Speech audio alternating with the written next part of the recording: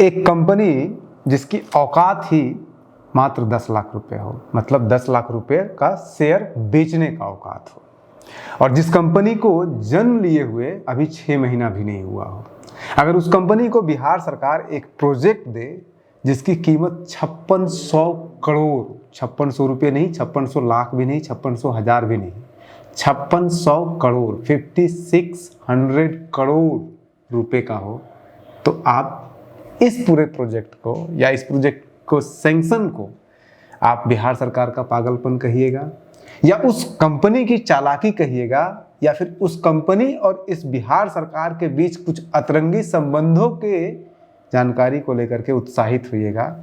कुछ न कुछ तो जरूर होइएगा, क्योंकि ये कोई आम घटना नहीं है कि एक कंपनी जिसका पेड अप कैपिटल मात्र 20,000 रुपये है और जिसका ऑथराइज कैपिटल मात्र 10 लाख रुपए है, और उस कंपनी को 5600 करोड़ रुपए का एक प्रोजेक्ट मिल जाता है बिहार में के अंदर, जिसमें कि उनको 30% सब्सिडी भी दिया जाएगा। अब आप सोच लीजिए कि 5600 करोड़ का 30% सब्सिडी अगर दिया जाएगा तो लगभग उनको 800 करोड़ रुपए का बिहार सरकार सिर्फ सब्सिडी देगी। उसके अलावा लगभग 9.5 एकड़, 10 एकड़ मान के चलिए, 9.64 एकड़ जमीन कौड़ी के भाव में देगी, और उसके अलावा बाकी जो और सब्सिडीज दिया जाता है या बाकी और तरह के इंसेंटिव्स दिए जाते हैं इन्वेस्टमेंट को प्रमोट करने के लिए बिहार के अंदर, वो सब कुछ सारी फैसिलिटीज इनको दी जाएगी, चाहे वन विंडो क्लियरेंस हो या बाकी जो भी चीज़ें हो। लेकिन कि ये क्या अपने आप में आश्चर्यजनक नहीं है? अब आप ये सोच रहे होंगे कि ये पेड अप कैपिटल और ऑथराइज कैपिटल क्या होता है।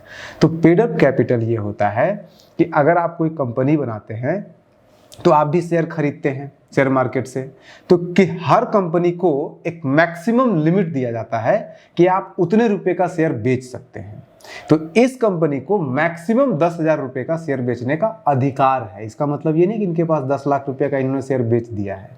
और जो पेड अप कैपिटल है ये हो गया ऑथराइज्ड कैपिटल 10 लाख रुपए। पेड अप कैपिटल होता है कि उस 10 लाख रुपए में से कितने का आपने असल में बेचा है, वास्तविकता में कितना आपने बेचा है, कितने रुपए का शेयर बेचा है।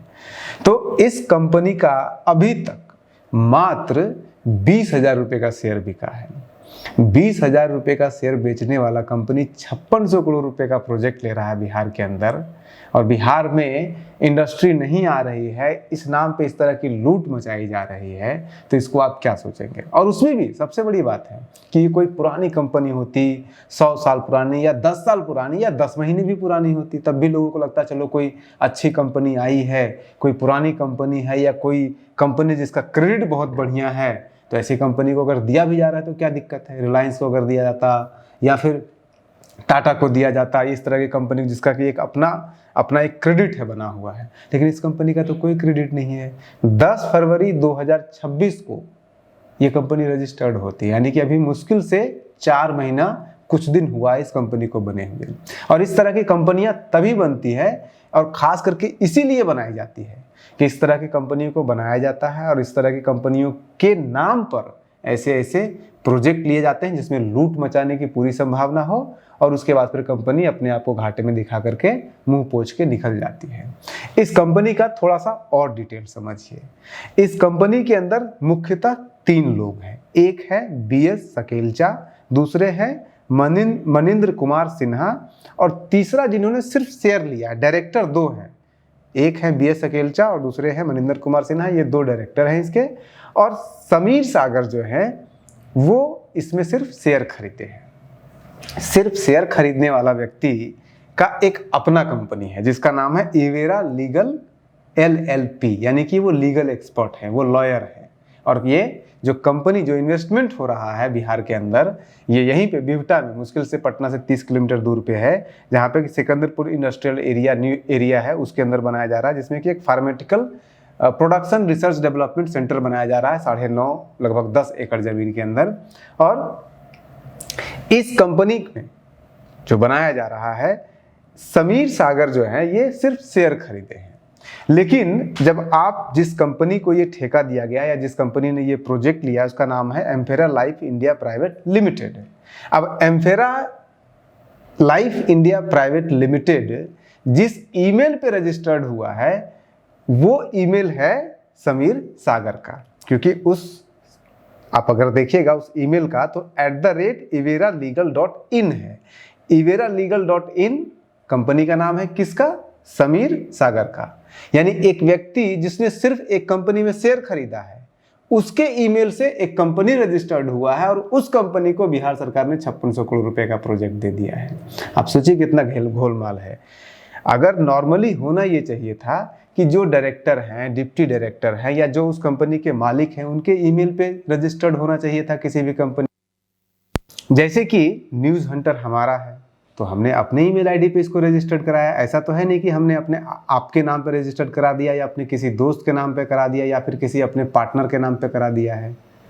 भाई अगर मेरी कंपनी है, न्यूज़ हंटर मेरा है, तो मैं अपने ईमेल आईडी पे रजिस्टर्ड करूंगा ना। लेकिन इस कंपनी के डायरेक्टर हैं BS सकेलचा और मनिंदर कुमार सिन्हा और शेयर होल्डर हैं समीर सागर। लेकिन समीर सागर के ईमेल आईडी पे रजिस्टर्ड है ये कंपनी। एड्रेस है इसका नोएडा में। अब ये तो है लॉयर, मतलब एक लॉयर जी के नाम पर, एक वकील साहब के नाम पर एक कंपनी उनके ईमेल आईडी से रजिस्टर्ड है किसी दूसरे आदमी के नाम पे। देखिए जब लोचा करना होता है ना तो ऐसे ही किया जाता है।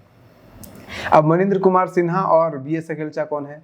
BS सकेलचा मध्य प्रदेश में एक हॉस्पिटल है, उसके मालिक है, जिसका नाम है BS Sakalecha hospital and trauma centre, Bhopal में ये स्थित है। यानी कि कोई भी हॉस्पिटल होगा तो बहुत ज़्यादा होगा तो 1-8 करोड़ रुपए का। हालांकि अगर आप उसका बिल्डिंग वगैरह देखिएगा तो वो 1-8 करोड़ रुपए से ज़्यादा का हॉस्पिटल या 2 करोड़ रुपए का होगा, या बहुत ज़्यादा 5 करोड़ रुपए का होगा।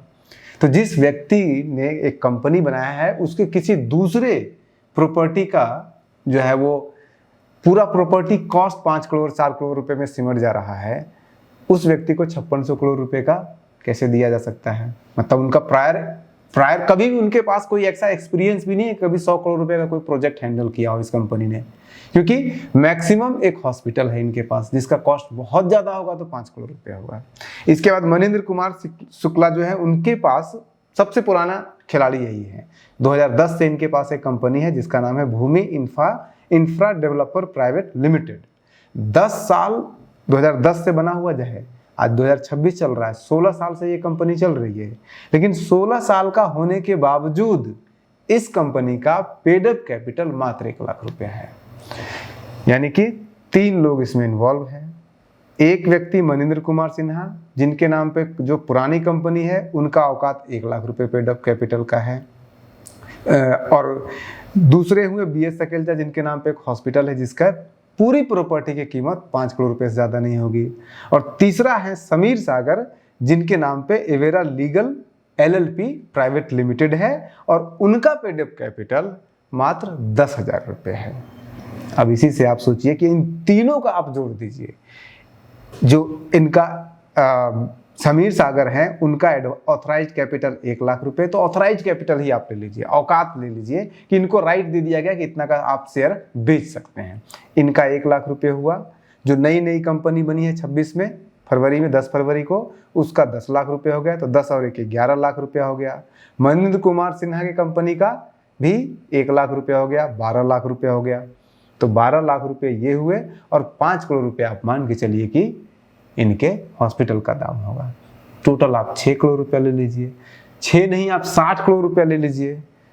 जिस व्यक्ति का, जिस ग्रुप के लोगों का पूरा औकात 60 करोड़ रुपया भी ना हो, उसको 5600 करोड़ रुपए का दे दिया गया है प्रोजेक्ट बिहार सरकार के द्वारा। और ये किसने दिया है? ये बियाडा ने अप्रूव किया है। बियाडा क्या होता है? Bihar industrial area development authority.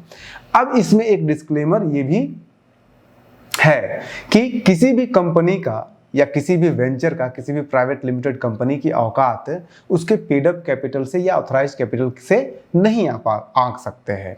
कोई ऑथराइज्ड कैपिटल कोई भी एक कंपनी जिसके ऑथराइज्ड कैपिटल मान लीजिए 5 लाख रुपए है, लेकिन वो 25 लाख रुपए का प्रोजेक्ट हैंडल कर सकता है, उसमें कोई कानूनी अड़चन नहीं है, वो उसके पास वो अधिकार है। लेकिन सरकार किस आधार पर तय करती है कि अगर इसका 10 लाख पेड अप कैपिटल है या फिर ऑथराइज्ड कैपिटल है तो वो 25 लाख का हैंडल कर सकता है या 500 करोड़ का हैंडल कर सकता है, ये कोई कैसे तय करेगा? ये आप ऐसे तय कर सकते हैं कि उसका ट्रैक रिकॉर्ड देखिएगा। क्या कभी इस कंपनी ने कभी कोई 50 करोड़ रुपए का या फिर 500 करोड़ रुपए का कोई प्रोजेक्ट हैंडल किया है? वास्तविकता यह है कि फरवरी में तो अभी कंपनी रजिस्टर्ड ही हुआ है। ये आज तक इस कंपनी ने 50 करोड़ रुपए का कोई प्रोजेक्ट हैंडल किया नहीं है और इस कंपनी को बिहार सरकार ने 5600 करोड़ रुपए का दे दिया प्रोजेक्ट है। प्रोजेक्ट में होगा क्या? एम्फेरा जो लाइफ इंडिया प्राइवेट लिमिटेड है वो यहीं पटना के बिहटा में एक pharmaceutical research and development company या फिर कहीं एक फार्म जैसा बनाएगी जहाँ पे कि दवाइयाँ बनाई जाएगी, उससे रिलेटेड रिसर्च भी होगा और बनाया भी जाएगा, मैन्युफैक्चरिंग हाउस भी होगा और उसको लेकर के रिसर्च भी होगा।